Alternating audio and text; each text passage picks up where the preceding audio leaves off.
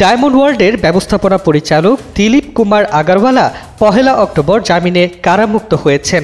তবে এই তথ্য গতকাল প্রথম আলো প্রকাশ করেছে। ঢাকা মহানগর পুলিশের অপরাধ ও তথ্য বিভাগের উপকমিশনার মোহাম্মদ তারেক জুবায়ের বিষয়টি নিশ্চিত করেছেন।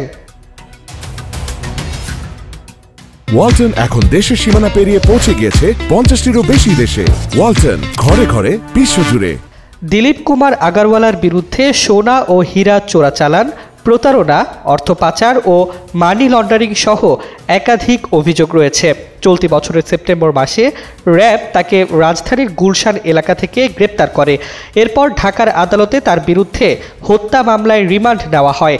এরপর তিনি বিভিন্ন হত্যা ও অর্থ পাচার মামলায় নিম্ন ও উচ্চ আদালতে জামিনের আবেদন করেন এবং সব মামলায় জামিন মঞ্জুর হওয়ায় 1 অক্টোবর কারাগার থেকে মুক্তি পান।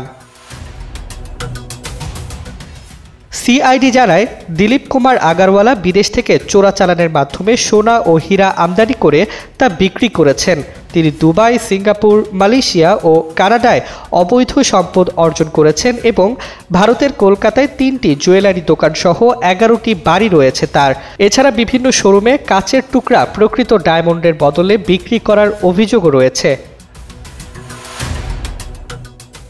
রাজনীতিতে তার পরিচয়ও আছে। তিনি গত বছরের জানুয়ারিতে দ্বাদশ জাতীয় সংসদ নির্বাচনে চুয়াডাঙ্গা 1 আসন থেকে স্বতন্ত্র প্রার্থী হিসেবে প্রতিদ্বন্দ্বিতা করেছেন, কিন্তু হেরে যান। এছাড়া তিনি কেন্দ্রীয় আওয়ামী লীগের শিল্প ও বাণিজ্য বিষয়ক উপকমিটির সদস্য ছিলেন।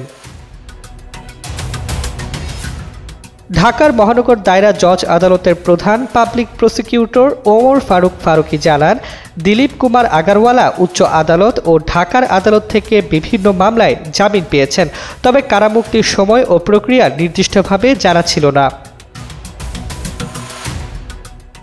এই ঘটনার মাধ্যমে প্রশ্ন উঠেছে, কিভাবে এবং কার মাধ্যমে এমন বিতর্কিত ব্যক্তি এত বড় আর্থিক ও বিচার সংক্রান্ত মামলায় জামিনে মুক্তি পেলেন। দেশের নজর এখন তাকে ঘিরে, কারণ তার কর্মকাণ্ড ও আর্থিক কর্মকাণ্ড নিয়ে অনুসন্ধান এখনও চলমান।